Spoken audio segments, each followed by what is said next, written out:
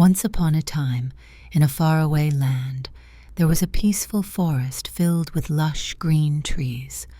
In this forest, animals lived happily, played games, and enjoyed the beauty of nature. Deep in the forest lived a small rabbit named Little. Little was different from other rabbits. His greatest passion was numbers. For Little, numbers were not just digits, but the keys to opening magical worlds. Every number represented a new adventure.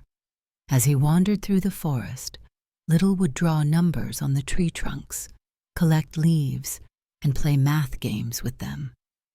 Playing with numbers was the greatest joy in Little's world. However, Little had friends who didn't understand his passion. Animals like the clever fox Zeki, the squirrel Çıtı, and the bird Cıvıl were afraid of math and found numbers boring. For them, math class was their least favorite time, and whenever they encountered numbers, they would feel uneasy and think that math problems were too difficult and confusing. When Little noticed his friend's fear, he felt very sad. Numbers are so beautiful and fun, he thought to himself. How can I show this to them? Little thought about it all night and came up with a great idea. I need to show them that math isn't just a subject, but also a game, he decided. The next day, he gathered his friends with great excitement and prepared to take them on a magical math adventure. Little called Zeki the fox, Çıtı the squirrel, and Cıvıl the bird over.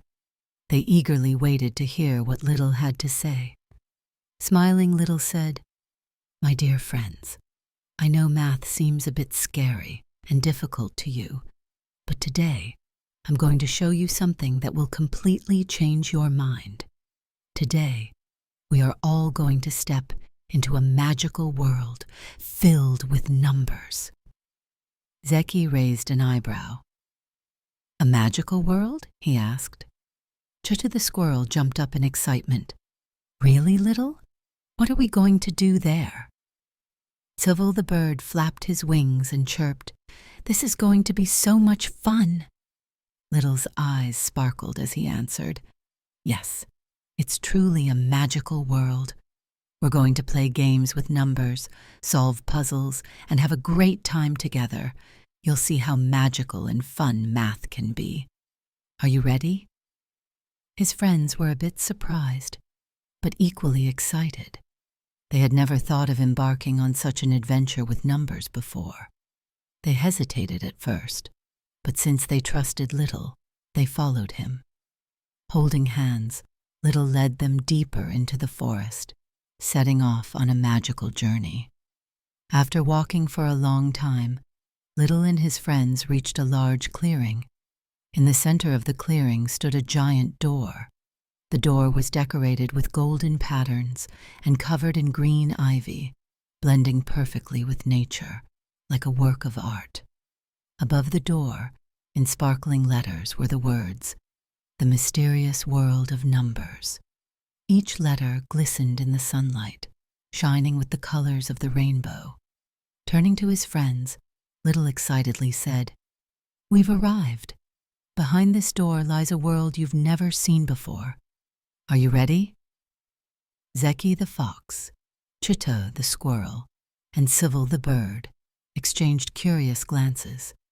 Their hearts raced with excitement because they had no idea what awaited them. Little grasped the door's large bronze handle and slowly pulled it open. As the door creaked open, a warm and radiant light poured out from inside. When the door fully opened, their eyes widened in amazement. The world before them was absolutely magical. Colorful lights danced across the sky, and numbers glowed on what appeared to be clouds laid across the ground. Even the butterflies fluttering in the air seemed to carry mathematical symbols on their wings. Little, his eyes shining, turned to his friends and said, "Our first stop is the number pool." His friends eagerly followed Little and found themselves in front of a huge pool where numbers floated. The pool's water shimmered like a glowing lake, and within it large, bright numbers swam, each glowing a different color as they floated on the surface. Excitedly, Little said, "Go ahead and catch your favorite number." Zeki the fox set his eyes on the orange glowing number 5. He quickly reached out and caught the number. Çıtı the squirrel leapt into the air and grabbed the number 7, which was shining blue. Cıvıl the bird gracefully swooped down and caught the pink number 3. Smiling, Little said, "Now let's make bubbles with these magical numbers."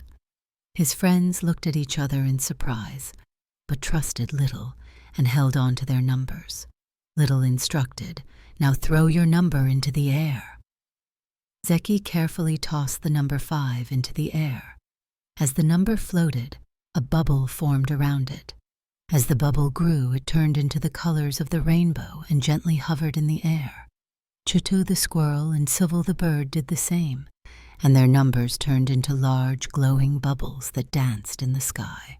As the bubbles expanded, the sky became a colorful display, with each bubble reflecting the rainbow. Next, Little said, "Now we're going to the addition tunnel." His friends followed him with curiosity. The tunnel was a long path decorated with glowing numbers, and along the tunnel walls, bright addition problems were displayed. Little explained, "As you walk through this tunnel, you'll come across addition problems. When you solve them correctly, the tunnel will light up." Zeki the fox was the first to encounter the problem. +3. 8, he answered, and suddenly the tunnel's walls filled with glowing stars. As Çıtı solved the problem 7 + 2, a rainbow lit up at the end of the tunnel. Cıvıl answered 3 + 4, and colorful flowers bloomed along the tunnel walls, each one shining brightly. After the magical experience in the addition tunnel, Little led his friends to the subtraction slides. These slides were magically bright and colorful, with small subtraction problems written on each one.